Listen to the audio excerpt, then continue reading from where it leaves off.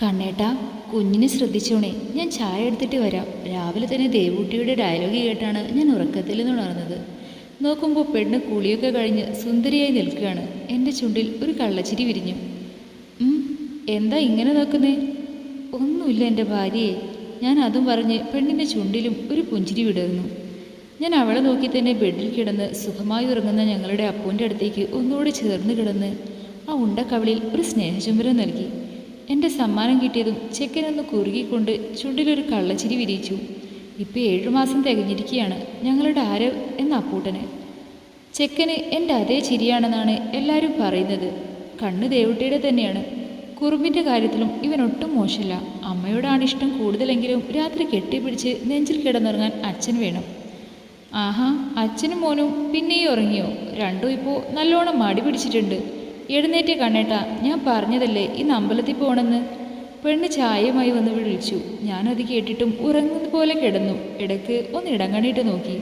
പെണ്ണ് ചായ ടേബിളിൽ വെച്ച് പതിയെ കുഞ്ഞിനെ എല്ലിന്ന് അടുത്ത് മാറ്റിയെടുത്തു. അപ്പോൾ തന്നെ ചെക്കൻ വാവിട്ട് കരയാൻ തുടങ്ങി. അത് കേട്ട് ഞാൻ അടക്കി പിടിച്ച ചിരി ഒരു പൊട്ടിച്ചിരിയിലേക്ക് വഴിമാറി. അത് കണ്ട് ദേവൂട്ടി ചുണ്ടു കുറിപ്പിച്ചുകൊണ്ട് മോനെ എൻ്റെ കയ്യിലേക്ക് തന്നെ തന്നു. അയ്യോ, ഞാനൊന്നും ചെയ്യുന്നില്ലേ, നീ അച്ഛയുടെ കൂടെ തന്നെ കിടന്നു. അവിടേക്ക് നിന്ന് കുറുമ്പ് കാട്ടാതെ രണ്ടുമൊന്ന് എഴുന്നേറ്റ് വന്നിരുന്നെങ്കിൽ നട അടയ്ക്കും മുമ്പ് തൊഴായിരുന്നു. നടുവിന് കൈയും കൊടുത്ത് അവൾ പറയുന്നത് കേട്ട് ഞാൻ മോനെ വാരിയെടുത്ത് ബെഡിൽ നിന്ന് എഴുന്നേറ്റു. അച്ഛയുടെ അപ്പൂസ് വാടാ, നമുക്ക് കുളിച്ചൊരുങ്ങാം. ദേവമ്മ കലിപ്പിലാണ്, അതൊന്ന് മാറ്റണ്ടേ നമുക്ക്. അത് കേട്ട് അവൻ കണ്ണ് തിരുമ്മിക്കൊണ്ട് ഒരു കോട്ടുപായിട്ട് ദേവൂട്ടിയുടെ കയ്യിലേക്ക് ചാടി. ഞാനൊരു ചിരിയോടെ അവളുടെ കവിളിലൊരു മുത്തം കൊടുത്ത് ഫ്രഷ് ആകാൻ പോയി. അമ്പലത്തിൽ നിന്ന് തൊഴുതിറങ്ങി പാടവരമ്പത്തു കൂടി ഞങ്ങൾ നടന്നു. രാവിലെ ആയതുകൊണ്ട് ചെറിയ കോടമഞ്ഞ അന്തരീക്ഷത്തിൽ ആകെ പരന്നിട്ടുണ്ട്. ചുറ്റും കിളികളുടെ ശബ്ദം മുഴങ്ങി കേൾക്കാം. അപ്പോൾ കണ്ണേട്ടൻ്റെ കയ്യിലിരുന്ന് വിടർന്ന കണ്ണുകളുടെ എല്ലാം സസൂക്ഷ്മം വീക്ഷിക്കുകയാണ്. വിമൽ സാറിൻ്റെ വീടിൻ്റെ അടുത്തെത്തിയപ്പോൾ അറിയാതെ ചുണ്ടിൽ ഒരു ചുരി ഊറി വന്നു. കണ്ണേട്ടൻ എന്നോട് ഇഷ്ടം തുറന്നു പറഞ്ഞതൊക്കെ മനസ്സിലേക്ക് വന്നു. വിമൽ സാറും ശ്രുതി ചേച്ചിയും നാട്ടിൽ പോയതുകൊണ്ട് അവിടെ ഇപ്പോൾ ആരുമില്ല. അവർക്ക് ഒരു മോനുണ്ടായിട്ടോ. അപ്പുവിനേക്കാൾ 2 മാസം മൂത്തതാണ് അവരുടെ മോൻ ആകാശ്. കണ്ണേട്ട, എന്തെങ്കിലും ഓർമ്മകൾ ഇപ്പോൾ മനസ്സിലേക്ക് വരുന്നുണ്ടോ? കണ്ണേട്ടൻ്റെ ഒരു കയ്യിൽ പുറത്തു പിടിച്ചുകൊണ്ട് ഞാൻ ചോദിച്ചു. എൻ്റെ ചോദ്യം കേട്ട് കണ്ണേട്ടൻ്റെ ചുണ്ടിലും ഒരു ചിരി തത്തി കളിച്ചു. പിന്നെ ഓർമ്മയില്ലാണ്ട് അതോർക്കുമ്പോൾ ഉണ്ടല്ലോ ഇപ്പോഴും ചിരി അടക്കാൻ പറ്റുന്നില്ല. ഏത്? പറഞ്ഞത് മനസ്സിലാകാതെ ഞാൻ നെറ്റിച്ചുളിച്ച് ചോദിച്ചു. നീ വീണത് ഇത്ര പെട്ടെന്ന് മറന്നുപോയോ ദേവു? ദേ, ആ കാണുന്ന മതിലിൻ്റെ മുകളിൽ നിന്നല്ലേ പെണ്ണെ നീ മൂക്കിൻ കുത്തി വീണത്. അതും പറഞ്ഞ് കണ്ണേട്ടൻ പൊട്ടിച്ചിരിച്ചു. അതും കൂടി കണ്ടപ്പോൾ എനിക്കങ്ങോട്ട് കലിച്ചു കയറി. ഡോ കള്ള മാഷേ! ഞാൻ കണ്ണേട്ടനെ അടിക്കാൻ ഓങ്ങിയതും കണ്ണേട്ടൻ പൊട്ടിച്ചിരിച്ചുകൊണ്ട് കുഞ്ഞിനെയും പൊതിഞ്ഞ് പിടിച്ചുകൊണ്ട് ഓടി. കാര്യമൊന്നും മനസ്സിലായില്ലെങ്കിലും ഇതെല്ലാം ആസ്വദിച്ചുകൊണ്ട് അപ്പൂ ഞങ്ങളുടെ കൂടെ കുലുങ്ങിച്ചിരിക്കുന്നുണ്ട്. പഴയ ഓർമ്മകളെ പൊടിതട്ടിയെടുത്തുകൊണ്ട് ഞങ്ങൾ ആ പാടവരമ്പത്ത് കൂടി നടന്നു.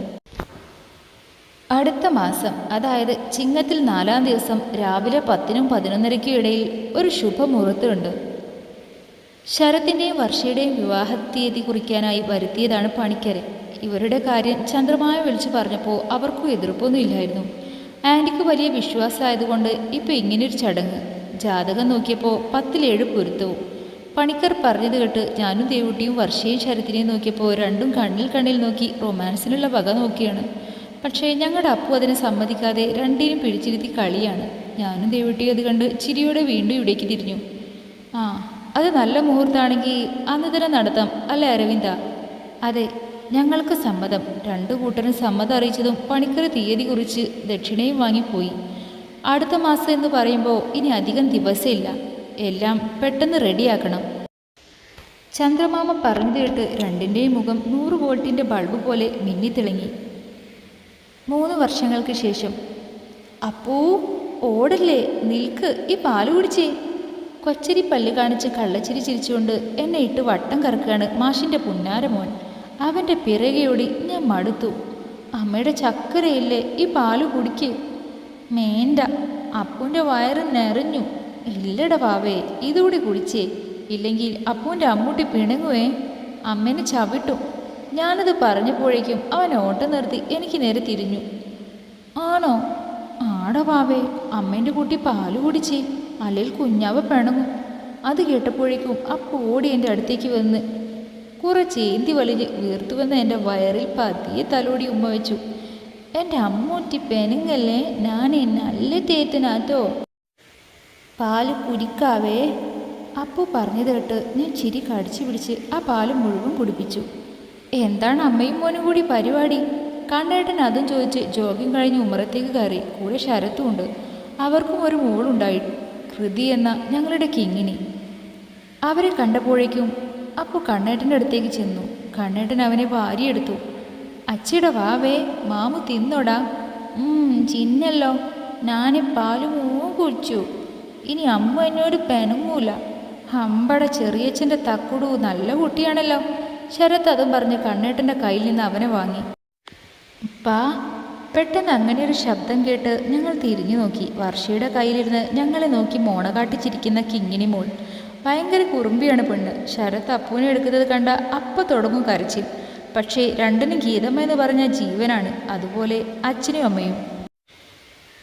അടുക്കളയിൽ നിന്ന് വന്ന ഞാനും വർഷയും കണ്ടത് ഹാളിലിരുന്ന് കുട്ടികൾക്കൊപ്പം പാട്ടുപാടി കൊടുക്കുന്ന ഗീതമ്മയാണ്. അടുത്തായി അച്ഛനും അമ്മയും ഉണ്ട്. അപ്പോൾ ഞങ്ങളുടെ കുറുമ്പി ആരാധ്യ എന്ന അമ്മവും ഗീതമ്മയുടെ മടിയിലാണ്. ശരത്തിൻ്റെയും വർഷയുടെയും മക്കൾ കിങ്ങിണിയും കിച്ചുവും അച്ഛൻ്റെയും അമ്മയുടെയും മടിയിലിരുന്ന് പാട്ട് ആസ്വദിച്ച് കേൾക്കുകയാണ്.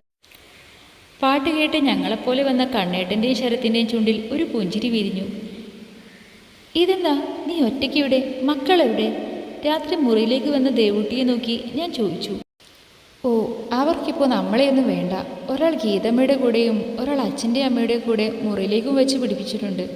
ഞാനത് കേട്ട് ഒരു ചിരിയോടെ ബെഡിൽ നിന്ന് എഴുന്നേറ്റ് ദേവുട്ടിയുടെ അടുത്തേക്ക് ചെന്ന് അവളെ ചേർത്ത് പിടിച്ചു. എന്താ മോനെ? എന്തേ, എത്ര നാളായി എൻ്റെ പെണ്ണിനെ ഇങ്ങനെയൊന്ന് ഒറ്റയ്ക്ക് കിട്ടിയിട്ട്? നിന്നെ കൊട്ടും മിസ് ചെയ്തില്ലേടി?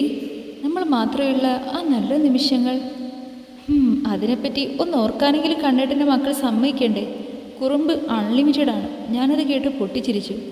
അത് പിന്നെ എൻ്റെ എല്ലടി മക്കൾ അങ്ങനെ വരും. അതെ, അതിൻ്റെ ലക്ഷണം കാണിക്കുന്നുമുണ്ട്. അപ്പോൾ ഇന്നലെ വിമൽ സാറിൻ്റെ മോള് ചിക്കുവിനോട് എന്താ പറഞ്ഞതെന്നറിയോ? എന്താ പറഞ്ഞേ? നിങ്ങൾ എന്നോട് പറഞ്ഞത് തന്നെ, ഐ ലവ് യു എന്ന്. അത് കേട്ട് വീണ്ടും എനിക്ക് ചിരിക്കാതിരിക്കാനായില്ല. എൻ്റെ ചിരി കണ്ട് പെണ്ണെന്നെ ഒന്ന് കൂർപ്പിച്ച് നോക്കി. എൻ്റെ നെഞ്ചിലൊരു കുത്തും തന്ന് മാറിപ്പോയി. ഞാൻ ചിരി കടിച്ചു പിടിച്ച് വീണ്ടും അവരുടെ അടുത്തേക്ക് ചെന്ന് അരയിലൂടെ കൈ ചുറ്റി പിടിച്ചു. നീ എന്തിനാ പെണ്ണെ ഇങ്ങനെ വയലൻ്റ് ആകുന്നത്? അവൻ എൻ്റെ മോനാ. ആ റേഞ്ച് വിട്ട് അവൻ പോകൂലടി. ഉവ്വ്. പിന്നെ ഒരു കാര്യം ഇപ്പോഴും പെൻഡിങ് ഉണ്ട് കേട്ടോ. ഈ തിരക്കിനിടയിൽ നടന്നില്ല. ഞാൻ പറഞ്ഞു കേട്ട് അവൾ എനിക്ക് നേരെ തിരിഞ്ഞ് എന്നെ ചോദ്യഭാവത്തിൽ നോക്കി. ഞാനൊരു കള്ളച്ചിരി പാസ്സാക്കി അവളെ കയ്യിൽ കോരിയെടുത്ത് ബെഡിൽ കൊണ്ടുപോയി കിടത്തി. ടേബിളിലിരുന്ന ബോക്സ് കയ്യിലെടുത്ത് അതിൽ നിന്ന് അവൾക്ക് വേണ്ടി വാങ്ങിയ കൊലുസ് കയ്യിലെടുത്തു. അതുകൊണ്ട് പെണ്ണിൻ്റെ മുഖം തിളങ്ങി. അവൾ ചിരിയോടെ കാല് രണ്ടും എൻ്റെ മുന്നിലേക്ക് നീട്ടി. ഞാനത് കാലിൽ അണിയിച്ച് അവിടെ ഒരു സ്നേഹചുംബനവും അർപ്പിച്ചു. കണ്ണേട്ടാ, എൻ്റെ നെഞ്ചിൽ തല ചായച്ചുകൊണ്ട് അവൾ വിളിച്ചു. കണ്ണേട്ടൻ എന്താ ഈ കൊലുസ് ഇത്ര ഇഷ്ടമാവാൻ കാരണം? ഞാനത് കേട്ട് ഒരു ചിരിയോടെ അവളെ കൂടുതൽ ചേർത്ത് പിടിച്ചു. നിനക്കിത് വെറുമൊരു കൊലുസായിരിക്കും. എന്നാൽ നിന്റെ ഈ കാലിൽ ചുറ്റിപ്പിടിഞ്ഞു കിടക്കുന്ന ഈ കൊലുസിന് പറയാനുള്ളത് നമ്മുടെ പ്രണയത്തിൻ്റെ കഥകളാണ്. ഇതിലെ ഓരോ മണികളുടെയും കിലുക്കവും എന്നിലെ ഹൃദയസ്പന്ദനമാണ്. കണ്ണേട്ടൻ്റെയും അവൻ്റെ ദേവൂട്ടിയുടെയും ജൈത്രയാത്ര ഇനിയും ഇവിടെ അവസാനിക്കുന്നില്ല കേട്ടോ. ഇണക്കങ്ങളും പിണക്കങ്ങളൊക്കെ ആയി അവരങ്ങനെ ജീവിതം മുന്നോട്ട് കൊണ്ടുപോകുന്നു. തൽക്കാലം ഇവിടെ സ്റ്റോപ്പ് ചെയ്യാണ്. ബായ്. കഥ കേൾക്കുന്ന എല്ലാ കൂട്ടുകാരും ലൈക്ക് ചെയ്യാനും ഷെയർ ചെയ്യാനും കമൻറ്റ് ചെയ്യാനും മറക്കരുത് കേട്ടോ. സബ്സ്ക്രൈബ് ചെയ്യാതെ ആരെങ്കിലും കാണുന്നെങ്കിൽ ഒന്ന് സബ്സ്ക്രൈബ് ചെയ്യാം. പിന്നെ നിങ്ങൾക്ക് പറ്റും പോലെയൊക്കെ ഈ കഥയൊന്ന് ഷെയർ ചെയ്ത് കൊടുക്കുക. പിന്നെ ലൈക്ക് എന്തായാലും ചെയ്യണേ.